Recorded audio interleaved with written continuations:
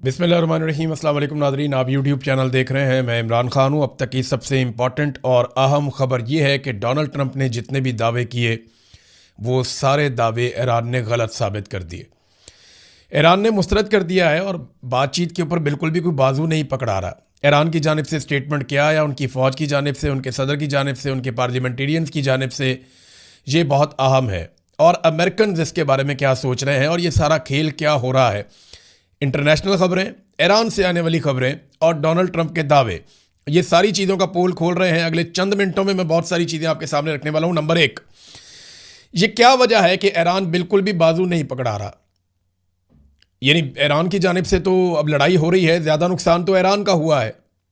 अगर आप ग्राउंड पे देखें, इमारतें तबाह हो जाना, लोगों की शहादत हो जाना, ये ज़्यादा नुकसान ईरान का हुआ है।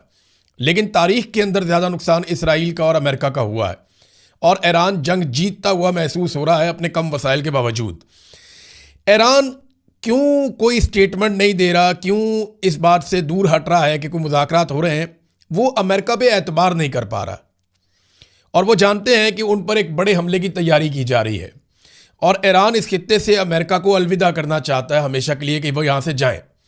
अब इस बारे में जो स्टेटमेंट्स हैं वो मैं आपके सामने रख देता हूँ। एक तो जो सिनेरियो बन रहा है ना इन मुज़ाकरात से, वो ऐसा बन रहा है जैसा पाकिस्तान की एस्टेब्लिशमेंट ने इमरान खान के खिलाफ बनाया था कि जनाब हमने तो मौका दिया, हमने तो बातचीत की, हम तो आगे बढ़ते हैं, इमरान खान ही नहीं मानता, वो तो जनाब बहुत डटा हुआ है, वो तो पीछे हटने के लिए तैयार नहीं है, तो फिर भुगतो।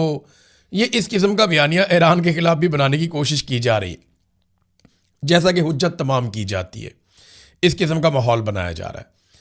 अगर मुज़ाकरात होंगे तो इससे बेहतर तो कोई बात नहीं है ना। अल्टीमेटली तो एंड ऑफ द डे मुज़ाकरात ही होंगे, चीज़ें बेहतर हो जाएंगी। मगर ईरान में अक्सर लोग ये समझते हैं कि अमेरिका ईरान से कोई रब्ता नहीं कर रहा, ना ईरान का अमेरिका से कोई रब्ता है, बल्कि ये आपस में एक ढोंग रचा रहे हैं मुज़ाकरात का और एक खेल खेला जा रहा है। और कल को ये कहा जा सकता है कि हमने तो पूरी कोशिश की है। अब ईरान मानता ही नहीं है, ईरानी क़यादत को इस बात का इदराक ही नहीं है। उन्होंने अमन की ऑफ़र को ठुकरा दिया, हमारी कोशिशों पे पानी फेर दिया, लिहाजा अब जंग ही वाहिद हल है अब इस मसले का। तो इस किस्म की बातें कल को की जा सकती हैं। अब ईरानी फौजी तर्जुमान का जो स्टेटमेंट है वो सबसे पहले मैं आपके सामने रखता हूँ। यहाँ बहुत सारे अखबारात ने इसको छापा है, बहुत सारे इंटरनेशनल न्यूज़पेपर्स ने इसको छापा है। तो जो मेन चीज़ है उसकी वो ये है कि डोनाल्ड ट्रंप और अमेरिका अपनी नाकामियों को मुआहदे का नाम ना दे। ये तो पहला स्टेटमेंट है उनका कि आप मुआहदे का नाम दे रहे हैं, ये तो आपकी नाकामियां हैं और आपकी शिकस्त है। ये डोनाल्ड ट्रंप को और अमेरिका को उन्होंने कहा। ईरान की मुसल्लह अफवाज ने अमरीकी सदर ट्रंप की जानिब से मुज़ाकरात के दावे को मुकम्मल तौर पर मुस्तरद कर दिया और उसे हकीकत के मुनाफी करार दे दिया।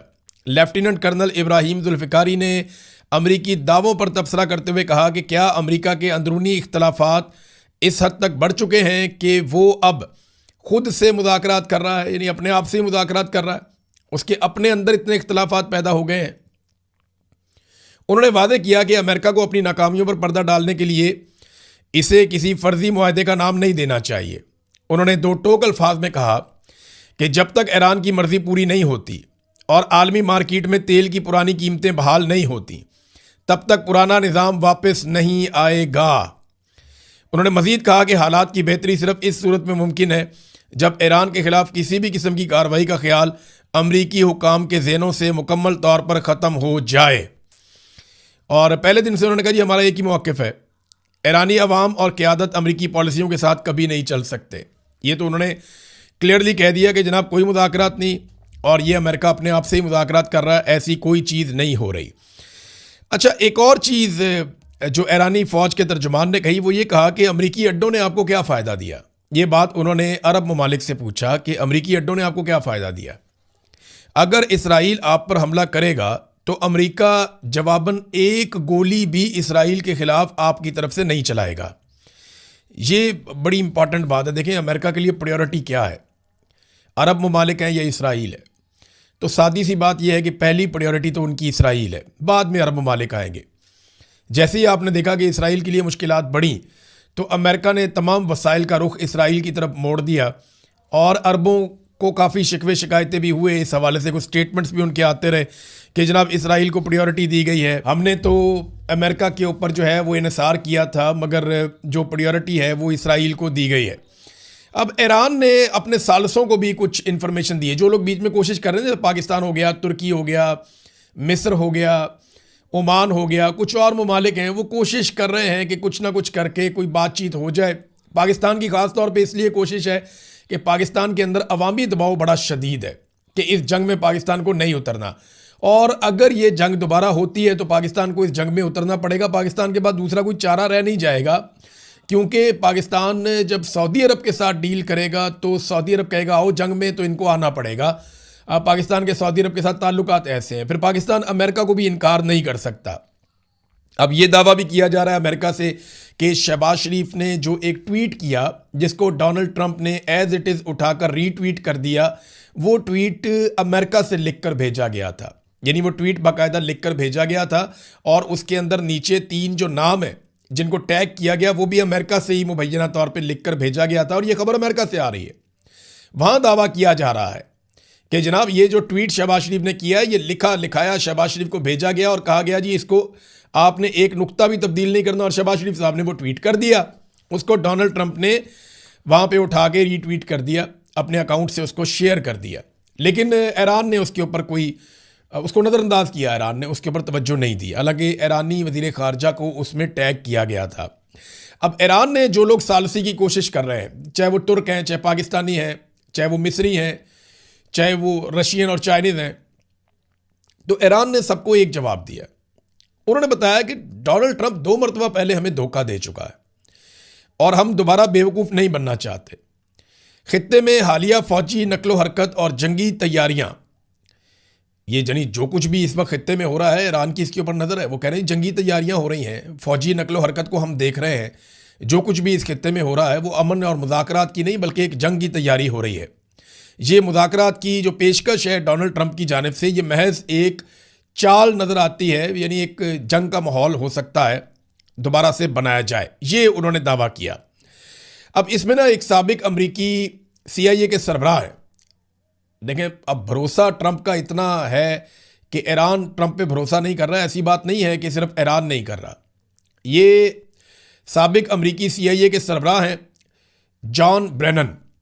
इन्होंने स्टेटमेंट दिया लाइव TV पे आकर। इन्होंने कहा जी ट्रंप से ज़्यादा ईरान की बातों पर मैं यकीन करता हूँ।